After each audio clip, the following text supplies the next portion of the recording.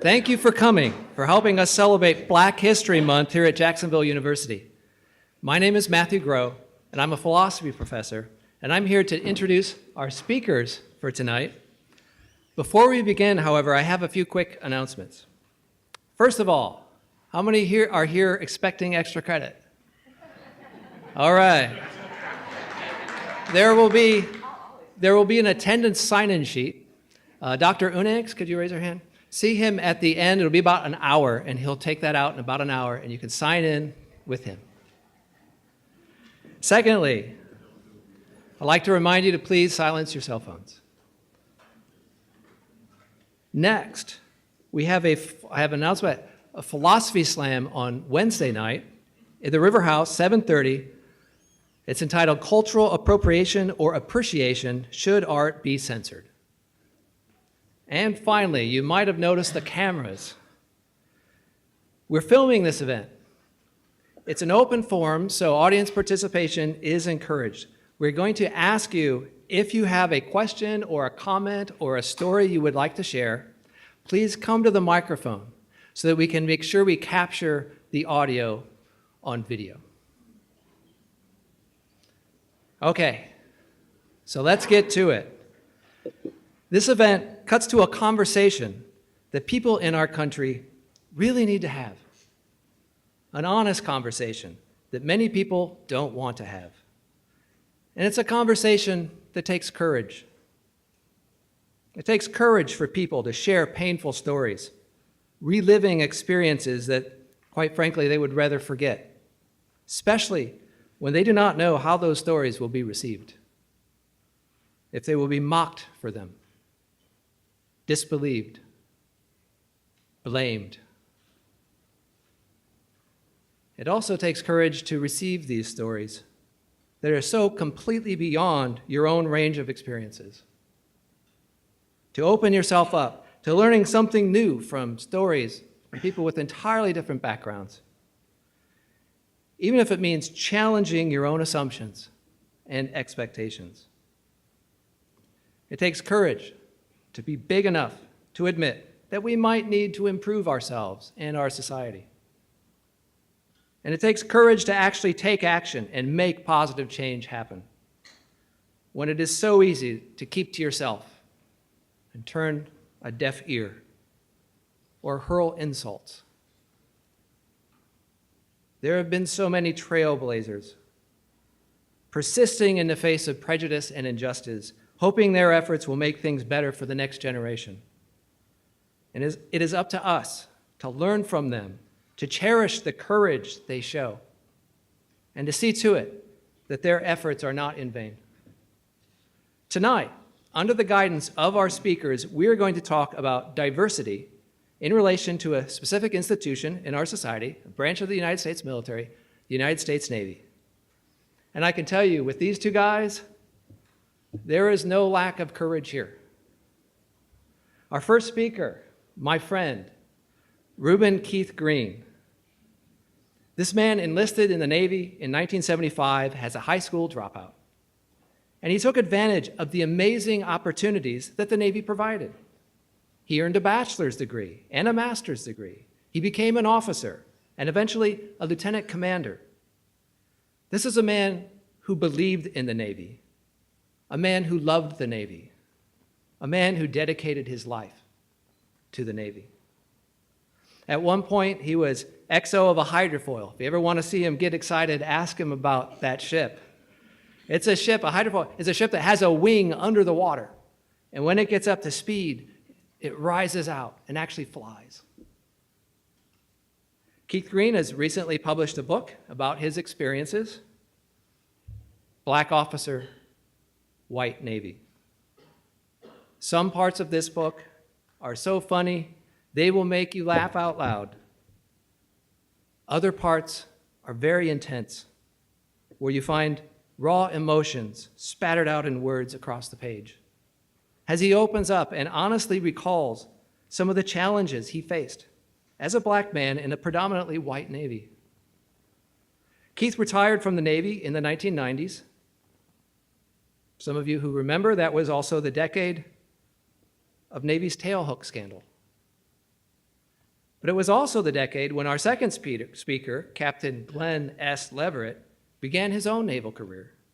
Captain Leverett hails from right here in Jacksonville, Florida. His father had a naval career very similar to Keith Green's, so he knows the Navy's past. He is a decorated officer who graduated from the U.S. Naval Academy and earned master's degrees from JU and the U.S. Naval War College. He has had multiple commanding officer assignments and directed over 600 combat missions. We're extremely fortunate to have this man back in Jacksonville today as the commanding officer of JU's NROTC, where he's shaping the minds of tomorrow's officers. Captain Leverett will help us see where the Navy has come since the 1990s in regards to accepting diversity in its ranks. He will also point out the course the Navy needs to chart, where the Navy needs to keep heading in the future. Each of our speakers will have 20 minutes, starting with Mr. Green and then Captain Leverett. If you have a question or a comment for them during their time, please go to the microphone we have set up for the audience, again, so we can capture your question or comment on the video. We will also have a final question and answer session at the end. So sometimes you think about a question you'll be able to ask at the end.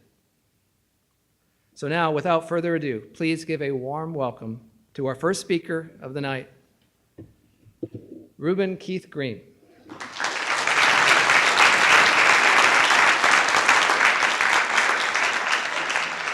For a lot of my career, I was a rule breaker, so I'm going to break one right now.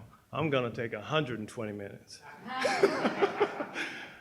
I joined the Navy in 1975 against my father's wishes. My father had spent about 15 or 16 years in the Navy. He'd been a paratrooper in the Army. He had served in Korea. He had his jump wings. And he told me when I told him I was going to join the Navy, no, I'm not signing the papers for you to join the Navy. The Navy is too racist. And the only time I ever saw my father afraid in his life was when I told him I was joining the Navy. I said, no, Admiral Zumwalt changed that. Admiral Zumwalt was the Chief of Naval Operations from 70 to 74, and he dragged the Navy kicking and screaming into the 20th century.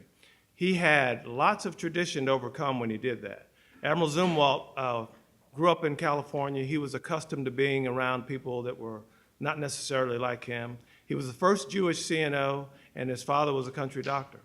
That man is the reason that I joined the Navy. I love the Navy because of what I saw in him and what I saw him doing as far as the Navy was concerned.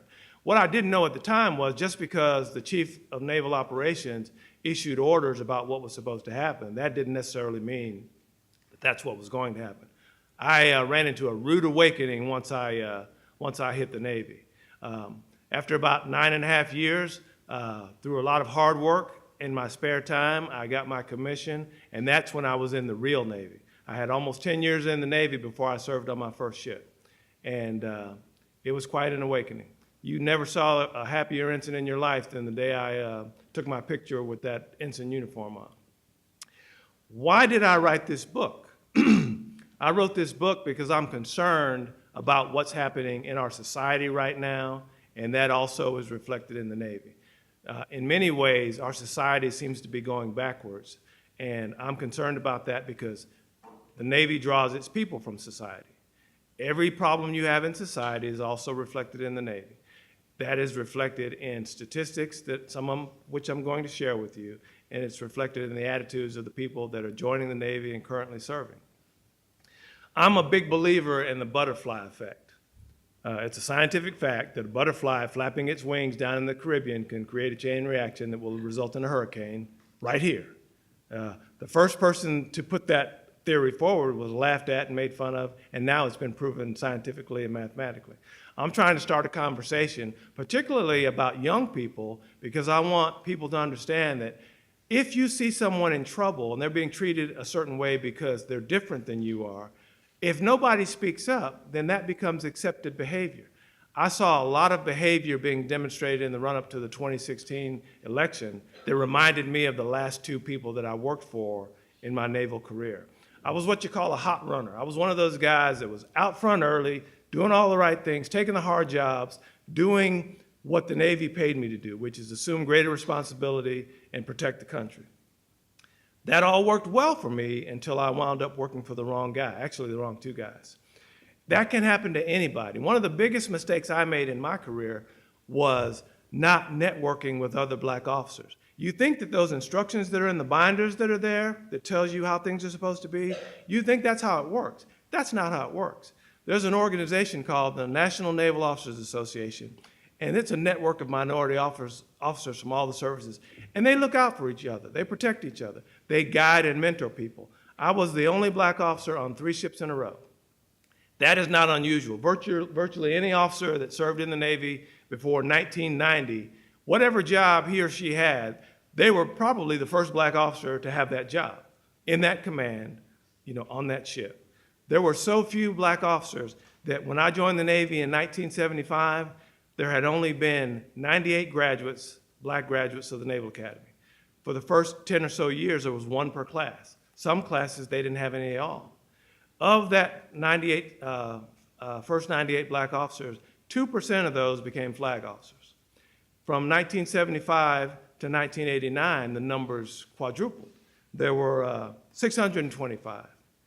2% of those, less than 2% of those became flag officers. So the numbers actually dropped as more black officers came into the timeline. I'm going to share some numbers with you. I'm going to check my time here. I'm going to share some numbers with you that you might find shocking. This is what the Navy is all about, heritage. This is the side of this poster that resonated with me. I wanted to be a guardian of freedom. The only thing I ever wanted to be was commanding officer of a ship. One of the reasons I'm concerned is because, as I said, the Navy's going backwards as it did in the 80s and the 90s. In the 1980s, they began, because of a lot of problems in all of the services, they began providing numbers on discrimination complaints to Congress. This had a lot to do with some actions by particular members of Congress. But I'm going to give you some numbers, and then I'll put them on the poster here in a little bit. In 1987, the Navy had 50 discrimination complaints. That's not a lot for a big Navy, but you have to remember, that's the tip of the iceberg. That's just the number of people that are willing to come forward and put it in writing saying I'm being mistreated. It takes a brave person to do that because most people in the Navy know that if you submit a discrimination complaint, you've just put a big bullseye on your back, and that may be the end of your career. It doesn't matter whether you're right or not. The organization is going to protect itself. No commanding officer wants to be identified as a unit that allows discrimination to happen. So what happens? They push it down, tamp it down, make it about something, anything and everything other than discrimination. So in 1987, they had 50. These are rough numbers. They substantiated 6% of those complaints.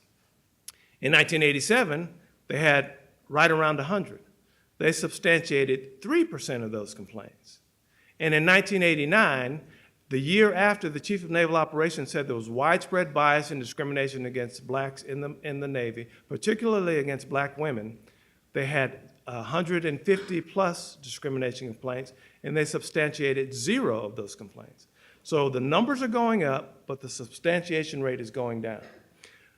What that tells you is that the Navy was in denial then about what was actually happening.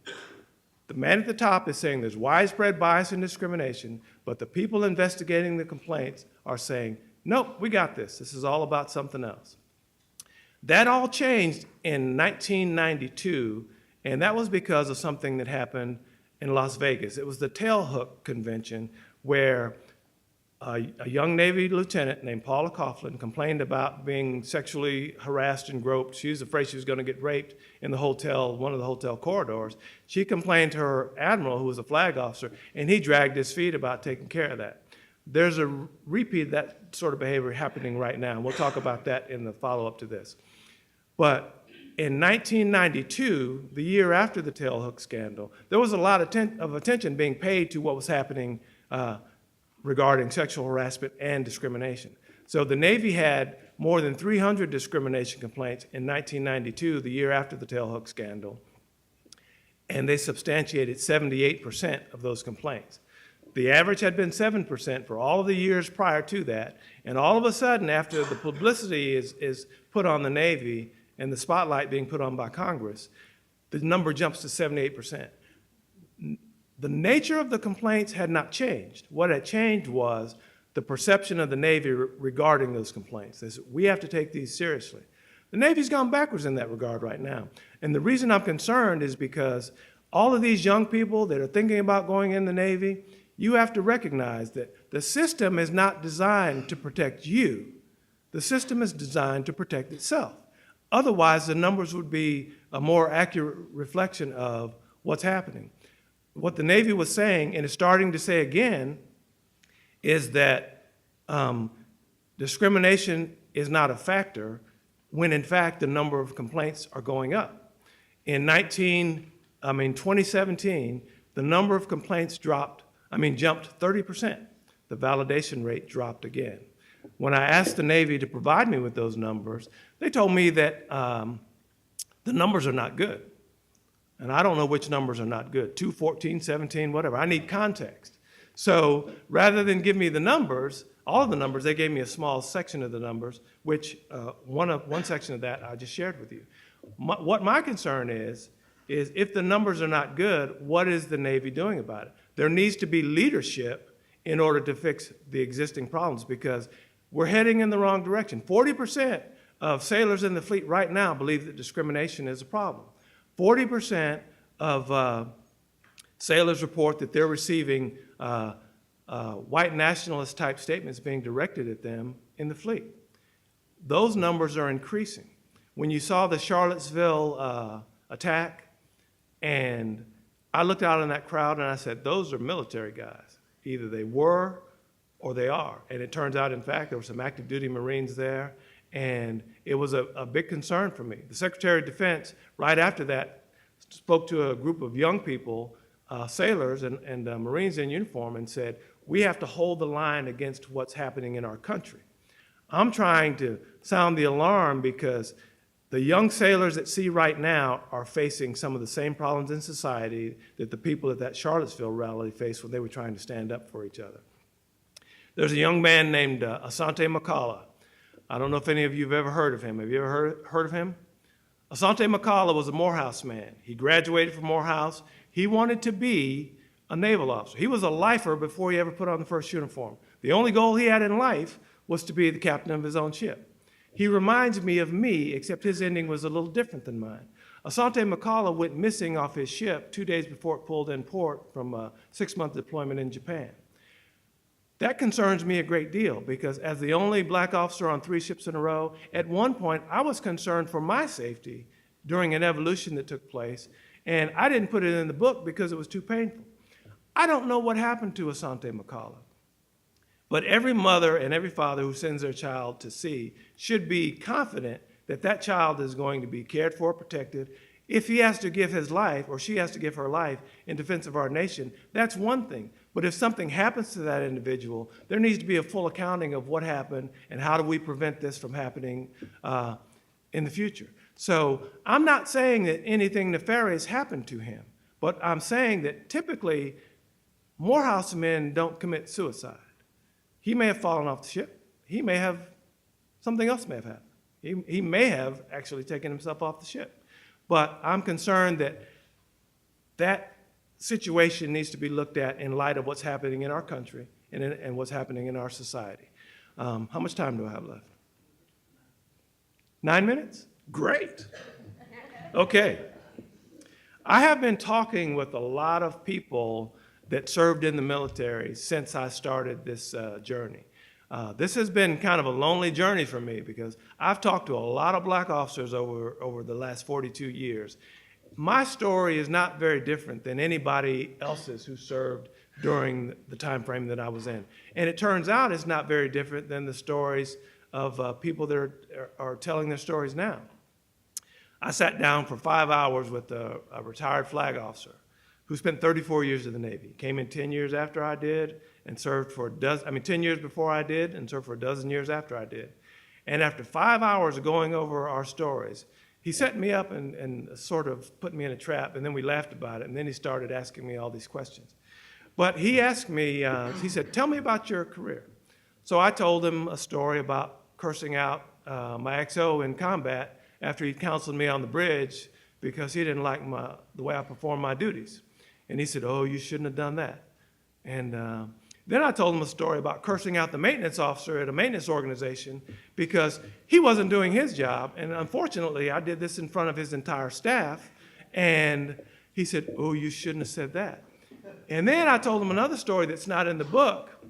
And he said, "Ooh, you're lucky they didn't kill you. You're lucky to be alive." So after he got tired of listening to my sea stories, he started telling me some of his. And he told me this story about cursing out somebody on his first ship. And I said, "Ooh, you shouldn't have done that." But I didn't say it out loud. And then he told me another story about cursing out the maintenance officer at the maintenance organization. And I said, "Ooh, you shouldn't have done that." But I didn't say it out loud.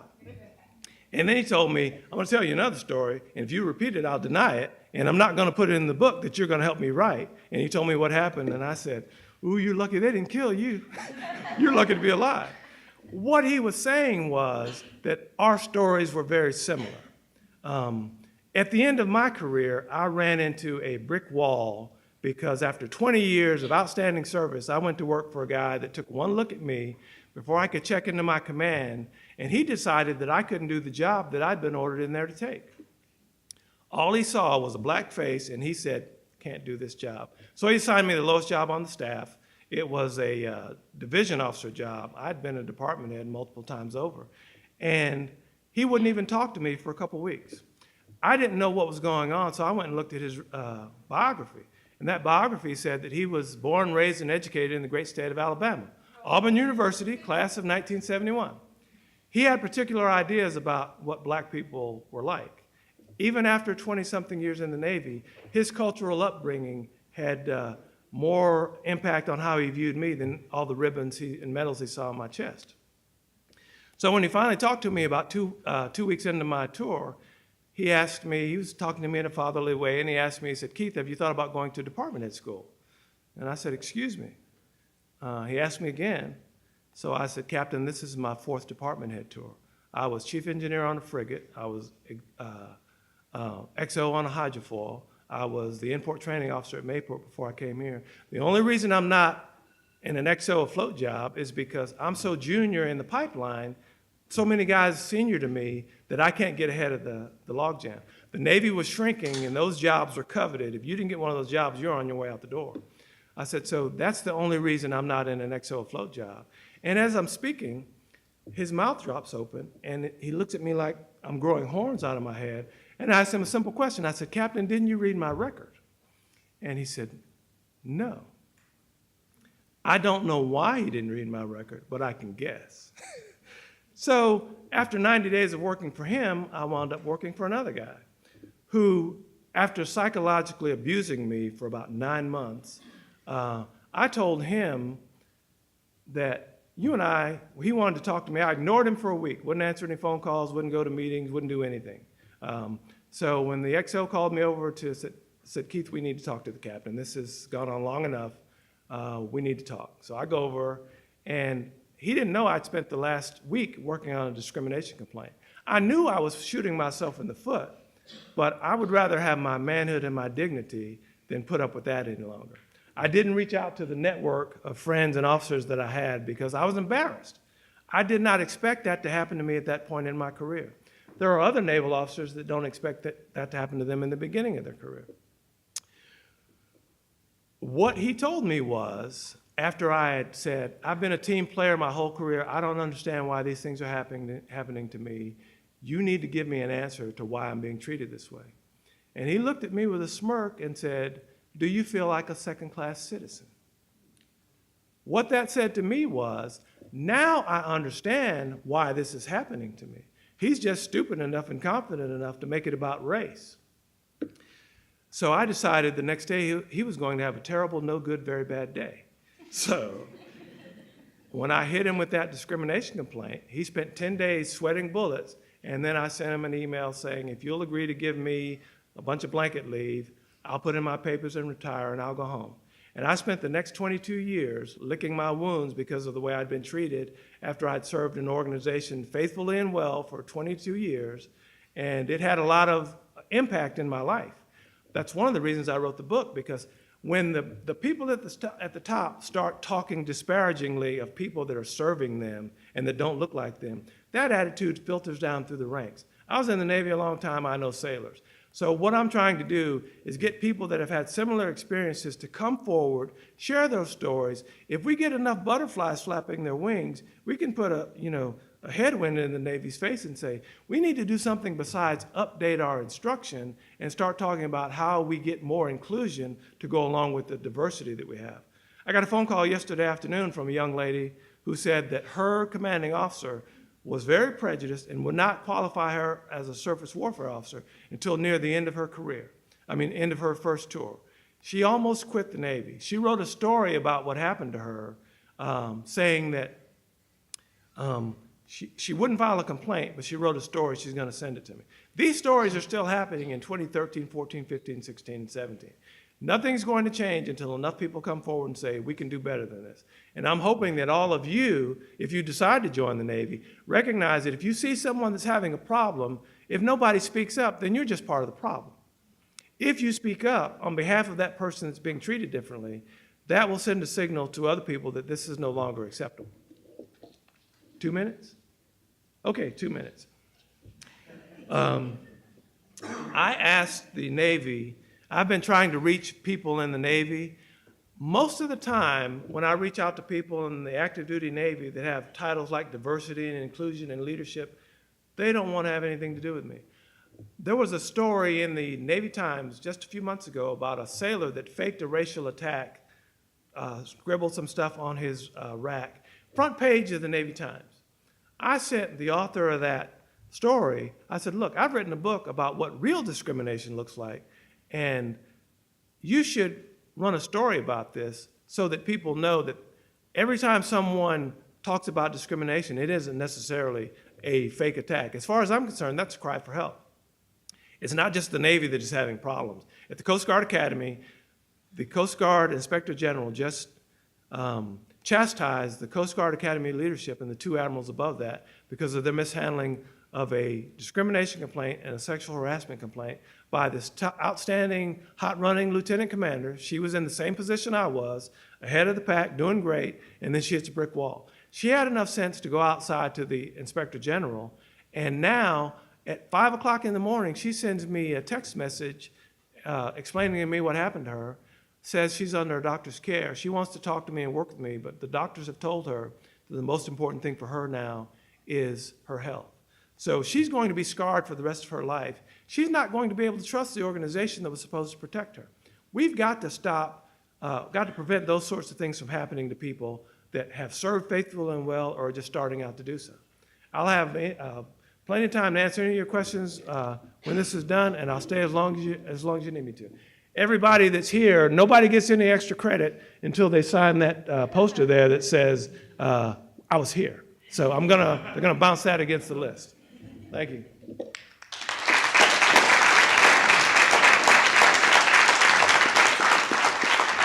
Thank you. And now, we're not done, we're half done. Please give a warm welcome to Captain Leverett.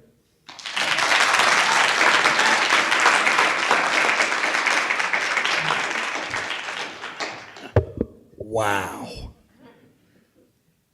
Very interesting. We had a conversation over at the university diner about our experiences, and I just shook my head. I shook my head because my experiences were both the same as Keith for probably the first 10, 15 years of my career, and then about the second half of it, something changed. So I'll give you a little bit of kind of what Keith dealt with so you know he's not making it up, okay? But then I'll give you some really neat differences that because of his ability to pioneer, because of the things that he went through, and because of what my father went through, and because of some very courageous people throughout the Navy, I think we are getting better. Do we still have work to do? Yes, okay? And these are my own personal opinions, so we're gonna put those out there. So, and part of it, by the way, self-disclosure, got to be honest here. Some of the issues that happened to me in my career, my students will attest to this, were self-imposed. In other words, if Captain Green was my CO at the time, he would have still held me accountable. If there was a majority officer in charge of me, still held me accountable. If you were female and, yeah, I was kind of a handful. So right here in Jacksonville, mid-'80s, Dad moves in. He was ex-Alumnus at the time. He sang at the Stark Memorial in the early '80s. And at the time, I really didn't like the Navy because it kind of took my dad from me, and I had a brother and sister behind me. I always said to me, take care of your mom while I'm gone, okay? I'm 12, really? Who does that? Right? And at the time, I'm like, I'm 4'10", okay, like 90 pounds. The only thing happened to your mom. How do I stop them? Silence.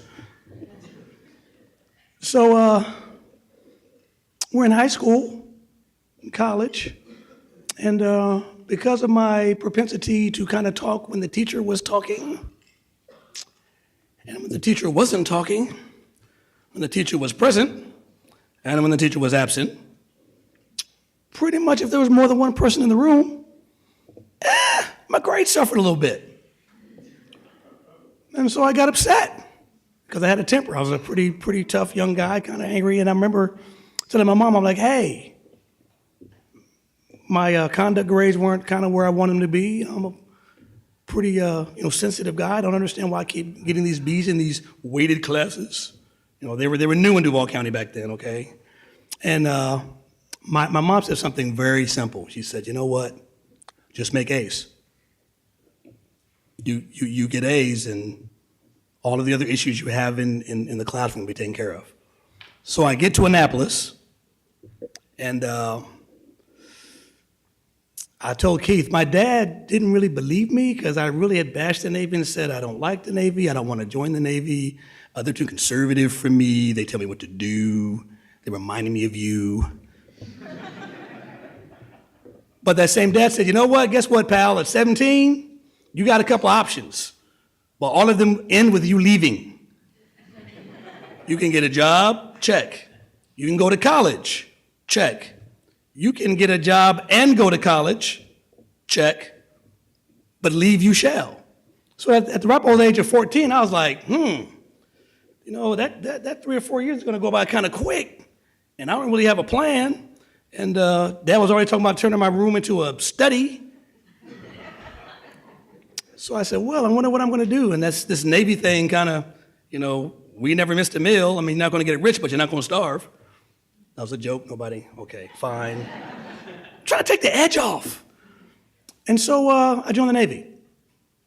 Did the whole academy thing. Nobody knew. Mom signed a couple of release forms, and I sent my dad a letter. I won't forget it as long as I live. He was deployed on the PI, and I said, Dad, I got into Annapolis. I'm going to Naval Academy. Gets the letter. He pulls into the next port at the phone bank, AT&T, right, mid-'80s. Young people are like, what's that? Google it. And he's like, don't play with me. I will fly back and beat you. Do not lie to me. Do not lie to your mother. I'm like, Dad, I'm in. Send him the letter. I get a letter back. I'm proud. 2 words. That's all I get. 18 years. Pretty good student, pretty good athlete. I'm proud. Okay. So when I commissioned, I'm a junior. Gift gives me a sword. I have no clue the significance of this event until like maybe a year ago. And I get to my ship. USS Lady Gulf. And, I'm kind of cocky. Kind of a little headstrong. Kind of put the Navy on fire. I got this. You hear him laughing. Navy had something for me. It's called humility. So some of the things that I went through, I had some senior officers that saw a little bit in me. I always depended on my chiefs to take care of me. But just like Keith was saying about cursing people out, so I didn't curse people out. I just threatened grievous bodily harm. So I was like, hey, I fought every battle. I fought every fight. I'll give you an example. We have to ask permission to join the mess, okay? So the mess is kind of where we eat. It's like our cafeteria, the CAF. Yeah, still like, yeah. I eat there sometimes. It's very good. And you have to ask permission of a senior person to join the mess. There's a limit duty officer, kind of like Keith's profession back in the day. And I said, sir, we request permission to join the mess. He's like, why? Sir? Why? Because I'm hungry. and I have a watch to stand, and this is really denied.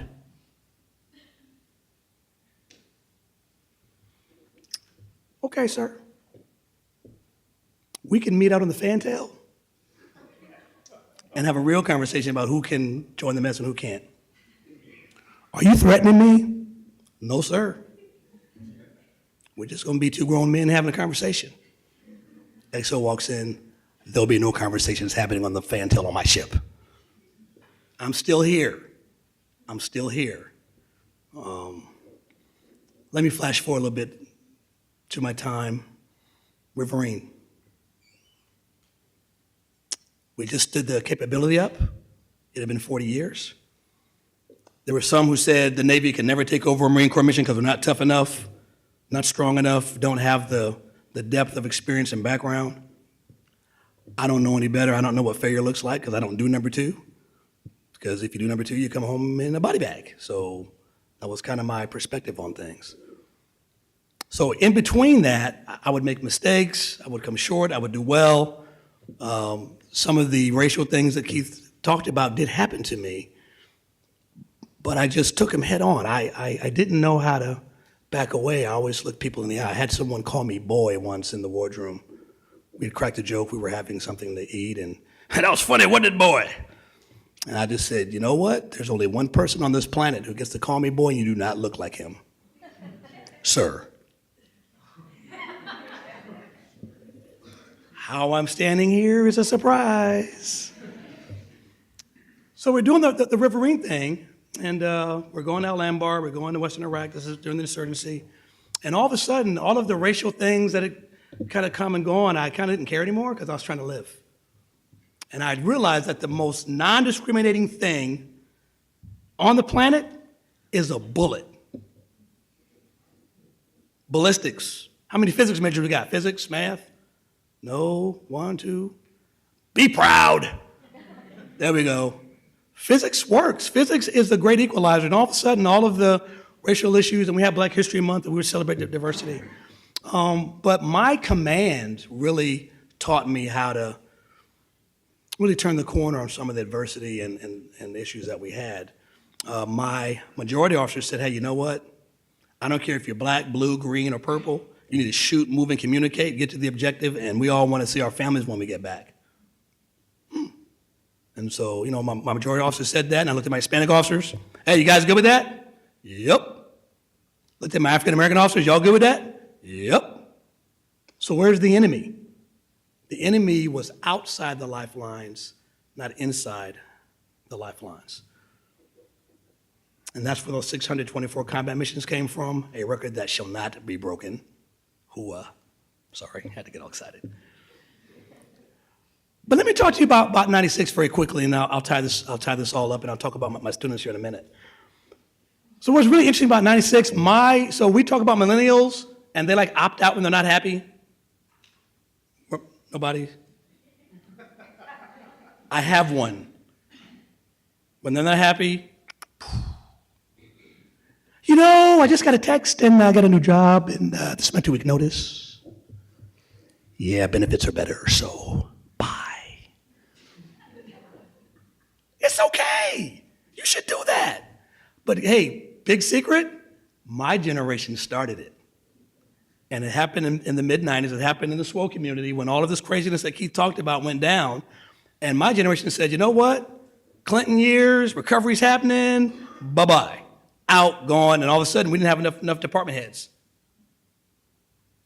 And I was one of those guys. I was thinking about getting out. And my career manager, who was my wife, smarter, better-looking part of us who had a 3-year-old at the time, and I had gotten a job at Alumnus, right off of San Pablo Road. Anybody know where that school is? Yeah. Hey, I was gonna get out. I'd had enough. I deployed 3 times.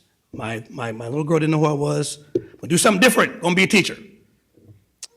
And then I got a call from my detailer. You can teach up in Newport and still be a lieutenant. I'm like, I don't want to do that. I want to stay home. No more deployments. No more sea. I want to kind of do the local thing. And my wife said, well, let's do some math here. This is like 96, 97, average salary for a starting teacher in Duval County, about $20K.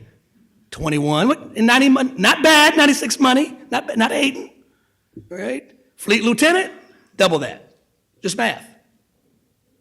But it had to be more than that. I had mentors, so I called some folks and I said, hey, don't you want to make the Navy better? Don't you want to help improve the lives of folks that are under your command? You have a choice. You can either fight from the outside or fight from the inside. And who are you going to fight for? You mean I could work for somebody else and help them too? And get paid? Kind of a rebel. Everybody's getting out. I should stay in. I like it. Done. And somewhere in this process, I remember I had my mentor. I have a couple mentors. They're majority officers, and they told me they said, son, I let that go. Y'all caught the joke. Good. You're going to get to be a captain like me one day, and you're going to fall in love with your sailors. Not happening. And you're going to love young people, and you're going to love sailors. Not happening. Because I was an angry guy, and I wanted to fix the problem from inside. And you know what happened? I'm at about 29 years, and guess what? I love young people, and I love sailors. All my mentors out there in the internet land, you guys know who you are. You're right. That's so hard for me. Sir, ma'am, you're correct. My students back there, they're inhabiting, I won't make you guys raise their hand. You guys are our hope. You're the reason why I stayed in. Is there racism in the Navy? Yes. Are we getting better? Yes. Are we there yet? No. And I'll give you an example. There are 77 ROTC units across the country. Out of those 77, 3 of them look like me. I'm one of the 3. Okay? How many females do I have? 3 who look like the ladies in the room. Now, is it malicious? Is it systematic? I don't know. I just walked into the room with all my friends. Hey, man, what's up? That's what we do when we're, peers like you guys. Hey. And you just kind of look around. You're like, wow, dude, what's up, fam? What? You don't do that twice. Kind of awkward, right? And the ladies, you go, how much time I got? Okay, good.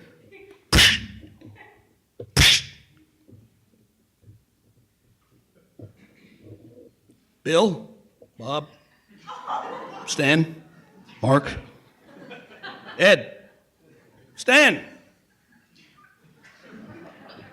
50 more times. Everybody in this organization is cool, okay? I just want to take some of the edge off because this stuff is tough, right? And sometimes and you know what? I'm gonna be like Keith. I'm gonna break a rule, okay? All of my majority people just raise your hand. It's okay. It's like you don't stand out. I see y'all. You guys should be commended. It is hard. You got to fight through white guilt. Oh my God, I can't believe we elected Obama, but it wasn't good enough. Now we got Trump. What do we do? Right? Young people, this guy's crazy. But we have to have the conversation. We got to take the risk. We got to get out of our comfort zones. Right? The skin that Keith and I are in, I don't have a choice. My mom and dad, when I turned 13, 14, you got to have the talk. The talk does exist. All right? Black lives matter. Yes, all lives matter. Your lives matter. Okay? And the only way we're going to continue to get better, continue to knock down those barriers, all my young people, if you're under the age of 25, raise your hand. Save us. We raised you right. You've been in an integrated process. You know what it is. You've seen gender inequality. You've seen racial inequality. I like to fight that fight one engagement at a time, one person at a time, one relationship at a time. And there are plenty of majority officers out there that are doing it right. And Keith's keeping us honest. Okay? Real talk. I'm trying to do it from the inside. So I'll conclude my thought with this. I got 3 minutes, okay? 3 minutes. All I can control are the commands that I've had. And I'll quick story. So CTF 53, Task Force 53, logistics Force Command, Central Command, $2 billion enterprise, okay? We're in the Middle East, and we're getting stuff to the good guys, and they're sending the bad guys home in body bags, okay? Had about 200 people on my staff. It was about 65, 35 brown people. And my 35% majority, I was, whoa, this is different. And I got a complaint, EO complaint. We didn't do anything, it was kind of preparatory. Hey, this might not be cool. We need to make sure all the processes are in place. And I honored it. We had a big conversation. I said, look, you know what? You guys are right. I said, welcome to my world. They laughed. You guys didn't. That's all right. The story ends well. We performed to a standard. We trained to a standard. Our mission was to get stuff to the good guys so they could end the bad guys and send them home in body bags so that we can go to Walmart and get our stuff without worrying about getting bombed. Yay, team. Okay? So there is hope. But it's going to be hard fought and hard won. And we've got to have these conversations that Keith is making us have. Got me on this stage, put my career at risk. EXO's at a board right now, so we'll see how this plays out next week. But I'm thankful for the platform. I'm looking forward to answering any questions you might have. But I'm a local guy, local schools. I remember when they said Duval County was backward. Don't buy that either. Jacksonville University backward, definitely not buying that. Top school in the state, don't hate. Y'all caught the rhyme. How much time?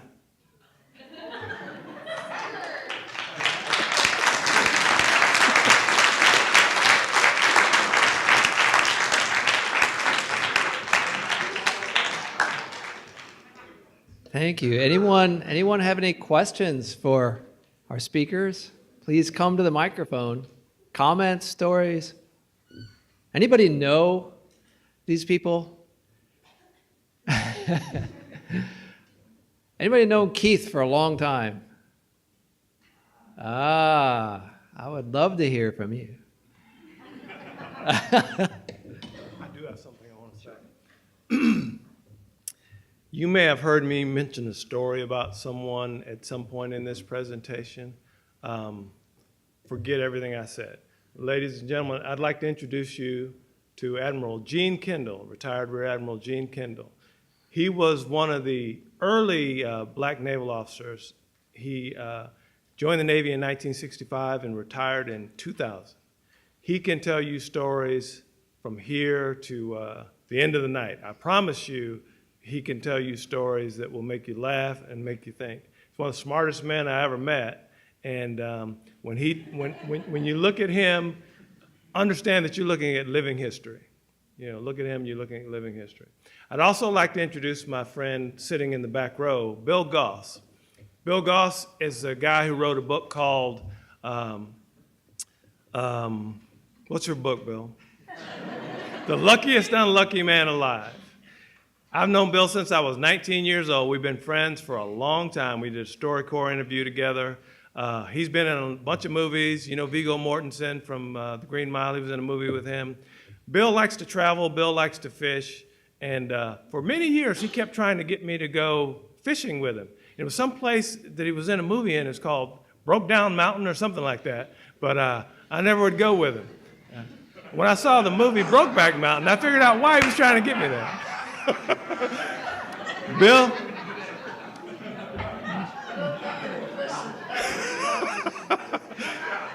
Bill's son is a pilot in the Navy, a jet pilot. If Bill gets a chance, he might tell you a story or two also. But he's a good friend. He's a great guy. I've known him a long time. He writes a book about surviving adversity. He's a long-term cancer survivor. Just an all-around great guy. I wanted to acknowledge him because he knew if he showed up, I was going to make fun of him, and he showed up anyway. So, this gentleman sitting here is Gary Avery. Gary and I served in the same command before I went into the hellhole that I wound up ending my career. Gary took over the job that I was ordered in there to take. Gary became the safety officer at Desron 8, and then he became a school teacher in Duval County, one of the best school teachers Duval County's ever had. So I just want to acknowledge him as well. Okay. And I'll be happy to answer any questions, and so will Captain Leverett. Don't be scared.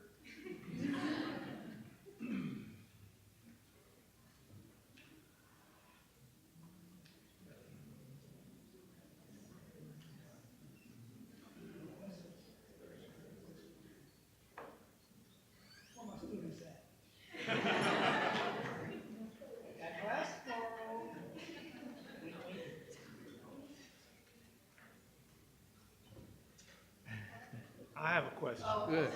Sure.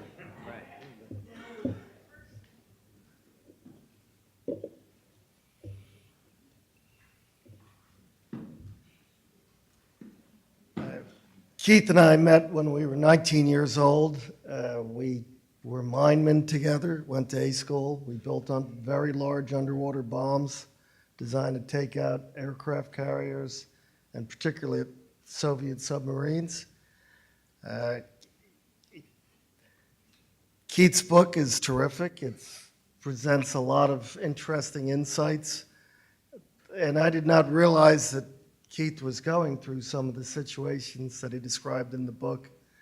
And then one of the things he said in the book was that guys, at least in the mine force, I'm from New Jersey, and it was mostly Southern white gentlemen who served in the mine force and in the Black Shoe Navy in the early 70s. And after reading Keith's book, and he described some of the prejudice, and some of it I observed firsthand, one of the things I told Keith was that I experienced it also because I was just a Yankee boy from New Jersey, and they didn't like me either. But ultimately what Keith was going through was the prejudice I was dealing with, but on steroids or mega steroids. And one incident, we were in Scotland together, and we were out at a bar, had a great time together, and we walked out of the bar, and I heard this young boy about a quarter mile away on a hill yelling something at us as we're walking down the street, and I couldn't understand it. And then all of a sudden I realized that this little 6-year-old boy was yelling at the top of his lungs the N-word at Keith. And at the top of his lungs, he was just saying the N-word. And I just was standing next to Keith, and I was just like, now I understand. Thanks, Bill.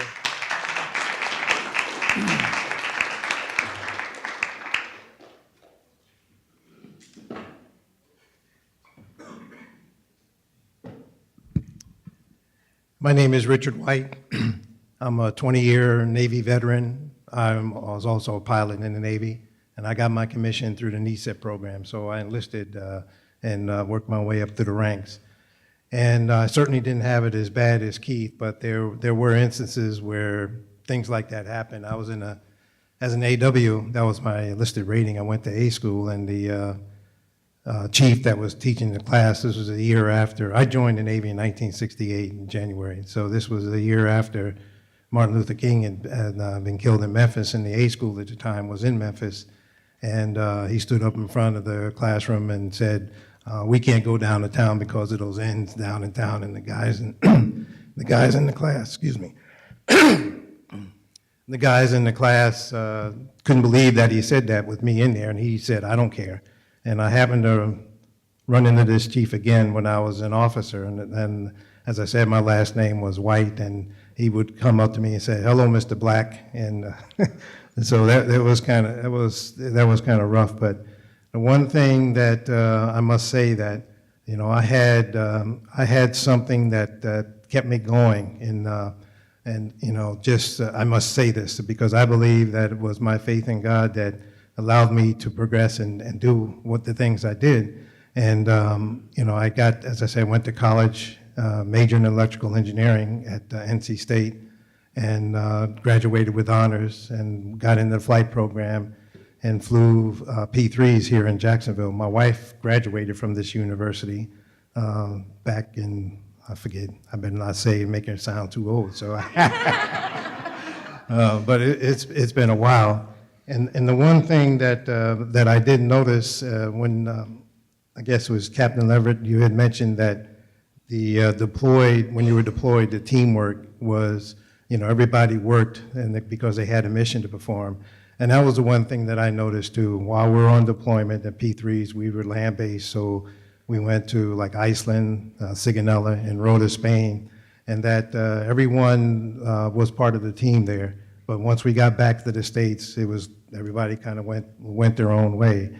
Do you see that changing in the Navy now? I mean, when I retired in 1988 after 20 years, and then so change of command I went to in Jacksonville at the Naval Air Station, and I actually saw they had pictures of COs up there, and they had several black COs, and I really felt like the Navy was making a change.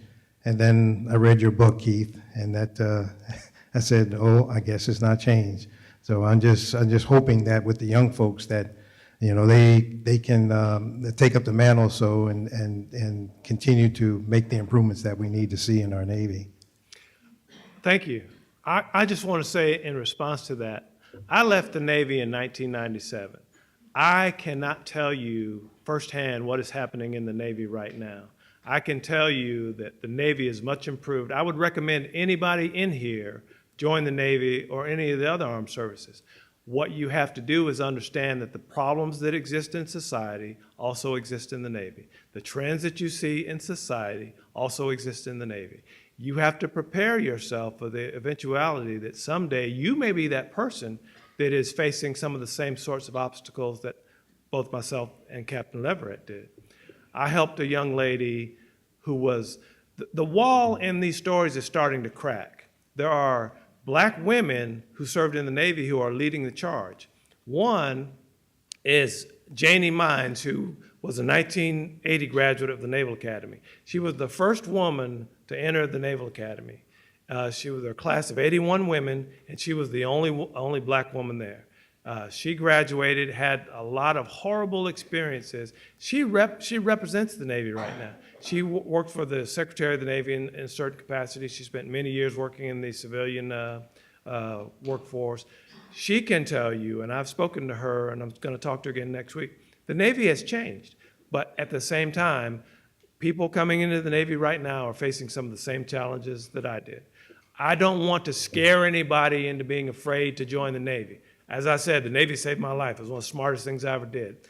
But if you see a problem out in town, in some capacity, you may face that same problem in the Navy. Be prepared for it. Arm yourself with information. John F. Kennedy said that leadership and learning are essential to each other. If you're a leader and you're not learning something every day, you're not doing your job. You have to learn what the people who don't look like you might be experiencing, or what the people who look like you might be doing in response to what those people are experiencing. So make it your business to become smart about what you're doing, not complacent or with blinders on, because you never know on the next turn, you may face some of the same challenges that we did. What you have to do is prepare yourself for that and understand that you're never completely out of the woods until you take off your uniform and go dig in the dirt or plant flowers or whatever it is you want to do. Okay.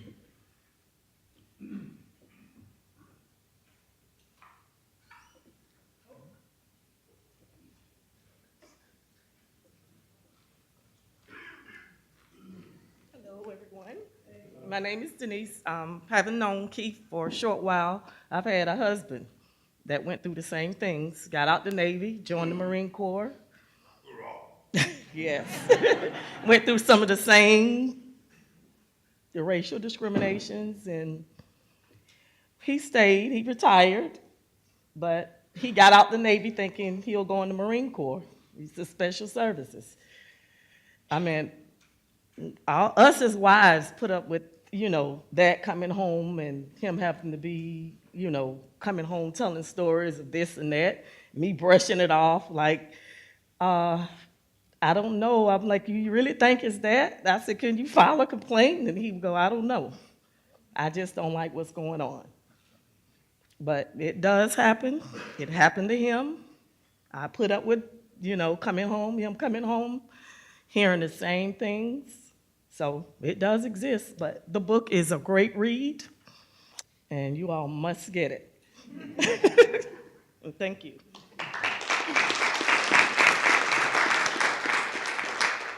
Hello, am I too loud?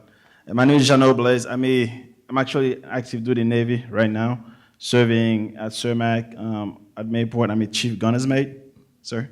Yeah, so thank you for the invite, by the way. So I've been in the Navy for almost 15 years now, starting from a deck seaman. Now I'm a chief gunner's mate. When I first started, when I went to my first ship back in 2004, there were some instances where I felt the pressure, right? Especially I have a lot of things not going well for me, right? I have an accent because I'm from Haiti. We are Haiti. By the way, pray for Haiti, please. And I'm African American, all right? So there are some instances where I felt kind of uncomfortable, right? But one thing the Navy has done in the past few years is build a structure where you have a system you can report to, right? So my stories are not as colorful as kids, but I've seen the change that's happening in the Navy like daily, okay? Now, CEOs has more say on how to remove someone from the command for discriminating against somebody else based on race, religion, sexual orientation. So again, one thing I want to echo what he said was the young people, okay, I'm 37 years old, but you guys are still young. You are the future. So don't let the past keep you from doing the right thing so you can be the difference from now moving forward. Thank you.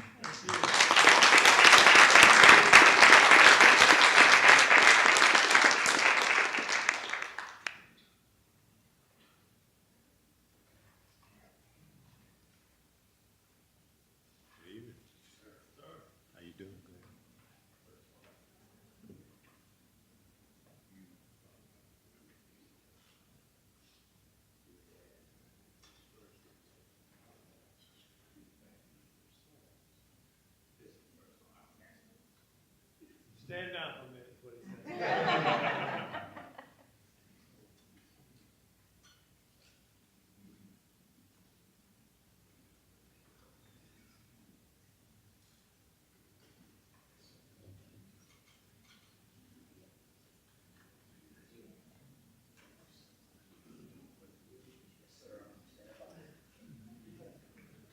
He tried to buy me. Captain Leverett tried to buy me off.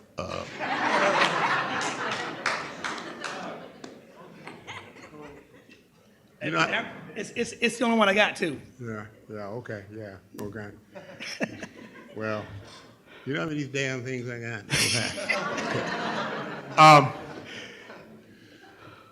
What I said to him, I went to the storage school with Captain Leverett's dad. In fact, when I first met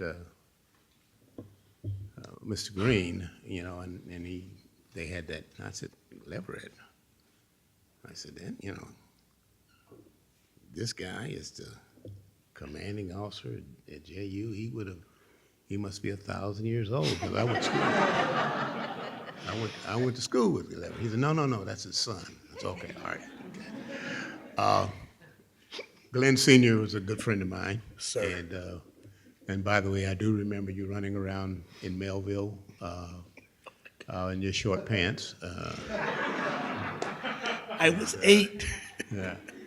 And the reason that he ended up as a Navy captain and the CO of the JROTC unit was he couldn't hit a curve. Couldn't hit a curveball. Okay. You brought the baseball back. Yeah. But my question is this. You mentioned specifically that there were only 3 primarily minority Navy NROTC units in and around that have survived. My question is, compared to the other 77, what is your assessment of the quality of officer that matriculates from those programs? Because the Navy is results-oriented, and we fought this battle before. Yes, sir. I recall in the early 90s, there was a move to close most of the predominantly African American NROTC units. Yes, sir. And you guys are lucky because I happen to be CNO's Special Assistant for Equal Opportunity.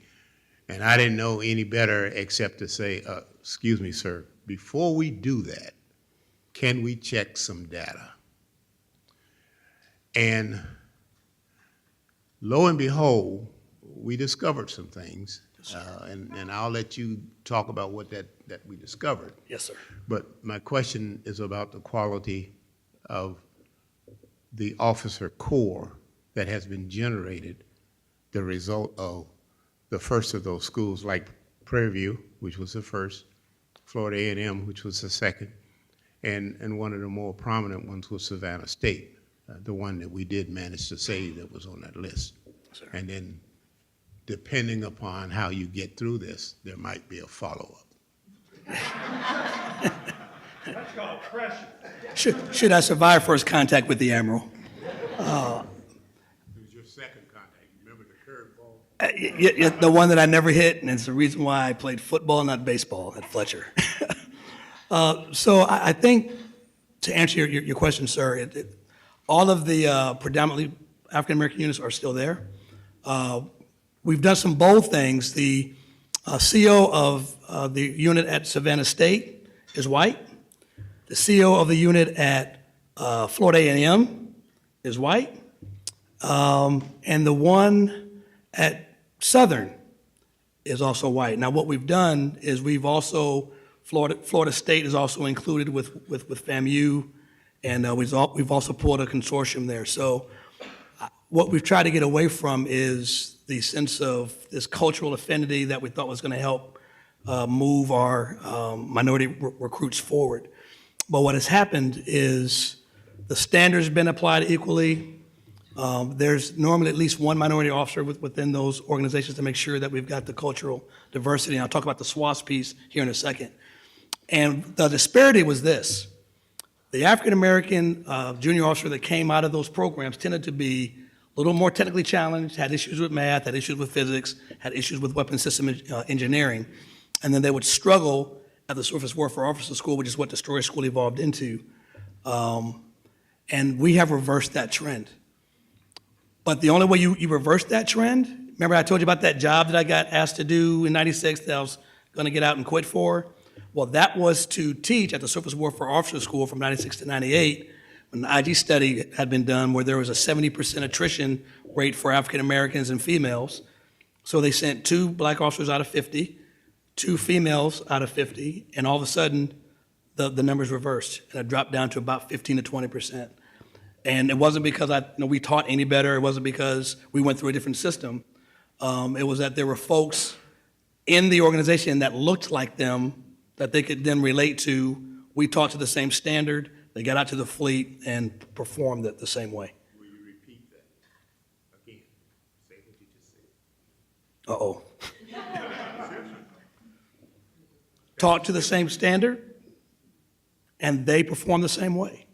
So regardless of the color of your skin, the package that you're in, the gender that you're in, regardless of where you came from, SWAS or SWAS school was a great equalizer.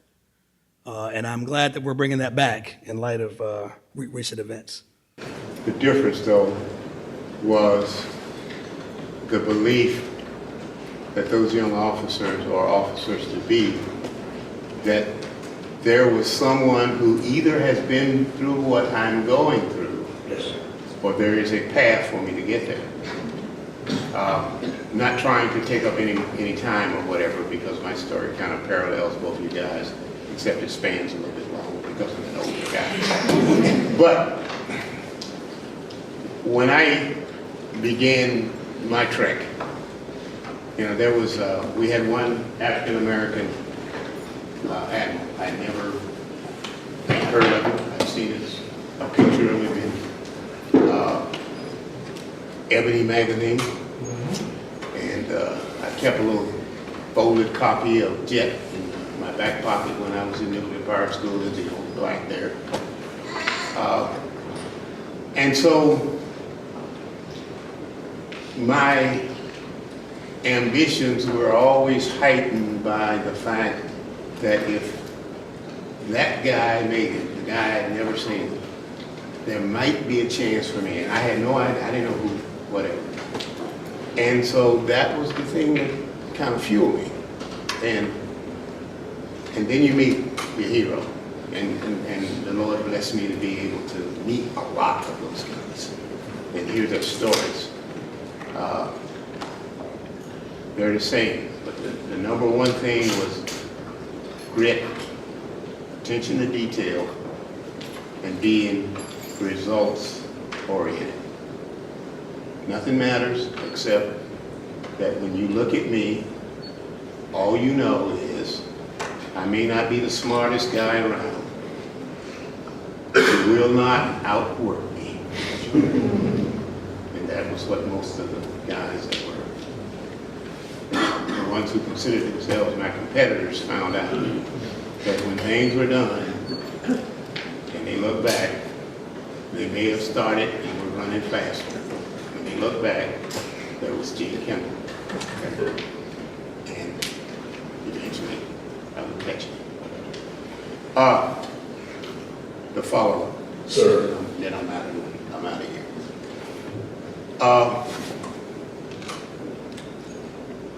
As we ebb and flow through, and this specifically is for you, Captain Leverett, because you're kind of the keeper of the flame right now. Where do you see the pendulum landing for the next group of those leaders in the Navy who will look back and do a forum like this and say, we need to start winding these down because we have no need for them anymore? Where would that path come? Sir, I think that's the most challenging question. Give me some water. I think that's really what we all want. I think in our happy place, you're able to go through a promotion board or a selection board and you just look at the records. You don't need the pictures. You don't need any sort of perceived set-asides or any sort of let's take another look. It's the information is the information. The standard's the standard. You either meet it or you don't. And if you do, great. And if you don't, let's give it another shot. I think we're on the way there. I think as long as we've got some human beings among us that believe that they're better than the person next to them purely by who they are, what they look like, where they come from, what their social economic status is, I think we'll always be challenged to make sure that we remain cognizant of one another's background. If you're an Irish American, get after it. If you're a Scottish American, African American, the key thing is that we're all Americans. And so I think there's a, how do I phrase this? There is a seduction, we're almost there but not quite, where if we go completely recordless, we go completely without picture, there's still ways that we can distinguish from one another. Okay, last name, background, is your name Bob or is it Javon? Is it Shane McGrady or is it Glen Leverett? Should it matter? No. I think this generation that's behind us, I think they're going to give us our best shot because they're doing it now and they're tough. I set high standards for them. They see them and look at me like, I got to go back to the book and find more standards. I think they're going to get us close if my generation stays out of the way and continues to give them the platform to excel on. The informal resolution process, which is what this generation put in place, I think was the best invention ever. Because now, if we have an issue, race, gender, sexual orientation, the person that's offended has to say, I'm offended. I take umbrage with that. Not you, the statement, the issue, okay? And there's a process that we work through, that if we can't resolve it, it gets up to the commanding officer, as Gunner's mate mentioned earlier, and we handle it. All right, and if we don't handle it that way, then we've got the IG, and we can kind of get at it that way. So I think as long as the people in the room, in the organization, continue to believe that we're better inside the lifelines than the enemy is outside the lifelines, we have a shot. But there are no guarantees. Sir.